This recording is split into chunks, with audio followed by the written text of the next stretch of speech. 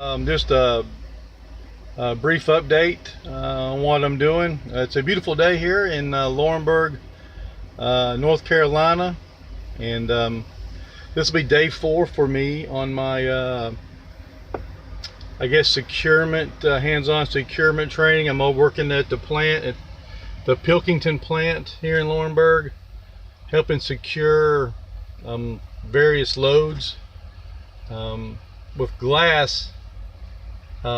It's different than flatbed because glass, all glass is pretty much secured the same way, and so it's repetitive,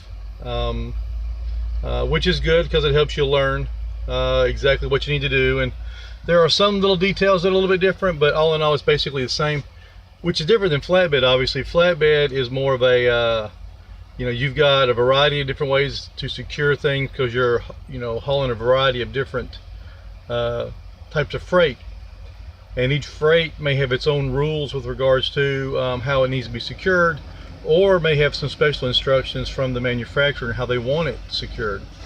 Like I said, glass is pretty much standard.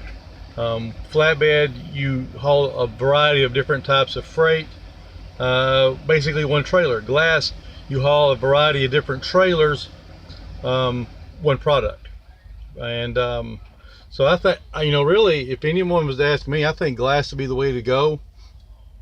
That being said, I mean, the last time I drove for Maverick, like I said, was a couple years ago and got pretty good miles then. But like I said, I've seen videos on YouTube and whatnot saying that there's really not really good miles right now with glass. Glass does pay more. It does take longer to load and unload. But I mean, I am qualified to haul any type of flatbed freight, and so I can haul the flatbed freight. I can also just haul glass. So, and if I haul flatbed freight, I get paid the glass rate. So if I haul a coil, and I'm in line behind other Maverick drivers that have the same amount of time that I have here, I'm going to get paid more than that person is going to get paid to haul that same product, because with glass you get paid the glass rate no matter what you haul. So and I chose glass this time because it's what I know. It's what I did last time I was here. So, but anyways, this will be my 4th day working at the docks, and initially I was only going to work 3 days. And but I contacted my fleet manager and asked, listen, if it's going to be a while before I get a load, can I go ahead and work on the docks another day? And he said I could. So because he said he said I will be eligible for a load this afternoon, and so I'm gonna go work on the docks. And to me, yeah, listen, the docks is not easy. You're gonna get hot and sweaty and dirty, and for me, I'll be, like I said, I'll be 49 in about a month. Sore, my knees are sore, arms are sore, but I'm getting paid to work the docks, so I figure I can either A, go work the docks and get paid, or B, I can sit here at the terminal and be a bum, or I mean, I can find something to do, I'm sure, take care of some of my chains and some of my binders, stuff like that. But I'd just rather go to the docks and get paid, and I got a family to feed. So that being the case, that's what I'm doing. This is day 4, like I said, of me doing working the docks. So I'm actually looking forward to it.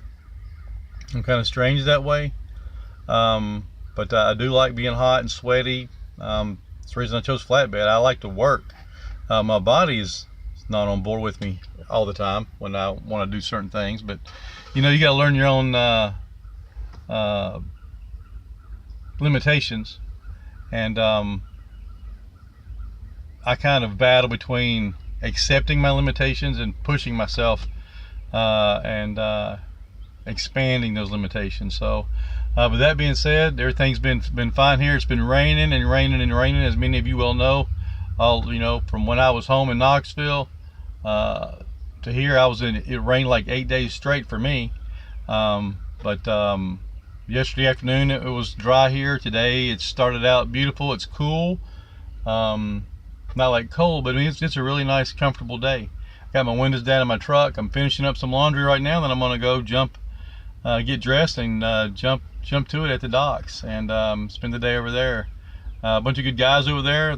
Really believe they know what they're doing. They take their job seriously. I have heard some drivers talk negatively, well, or just not positively, about the guys that work on the docks that do the securing, that load the trucks and stuff like that. But from my experience, from what I've seen in the past 4 days over there, I mean, they're thinking about what they're doing, and they have knowledge. They have a reason to do things, for doing things the way they do them. And yeah, they may not be the way a driver necessarily would do it, but it doesn't mean necessarily that it's wrong. We have had some loads come back in the past couple of days. I will say this, that were heavy. Drivers come back, they were had too much weight on their steers, and they brought those loads back, and I had to get the loads taken off and moved further back to take some of that weight off their steers. But I believe mostly that's the result of the guys at the docks, the loaders, primarily, or Maverick has got some new trailers, and they have to be set up a little bit differently and loaded differently than some of the trailers Maverick has traditionally had. So I think that's really the root cause of that. So but there's a learning curve. I will say that's obviously it's apparent that there is a need to check the weight of your load as soon as you can, because if it's, what you don't want is to get on down the road, to be in a hurry, not be patient, not do things the way it needs to be done, and just jump on the road and take off and not check your weight, because if it's out and you end up going through a scale, that could hurt you, that can cost you. Things need to be done decently and in order. And one thing I learned from the last time I drove is don't get in a hurry. You get in a hurry, you overlook things, you make assumptions about things, and it can cost you. So with that being said, that's the whistle, the train there. I'm fixing to get dressed and go to work. Hopefully the next video will be very soon, and it'll be with regards to my first load. I will get a video of my truck. I think you've seen them all before, or on other Maverick videos. Mine's no different. I do have a 2013 model. I have about 446,000 miles on it, so I will be getting a new truck in the next couple months, I believe. How new, I don't know, but they are phasing out the 2013s now, and I've heard the rumor is that when you get around close to 500,000, that's when they're trying to get them off the road. So but I'll do a little video of the truck. It's been a working truck, so it's got some dings on it, and but when I get a chance, I'll get a video on that, and then on my first load. So I hope y'all have a good day. Talk to you later.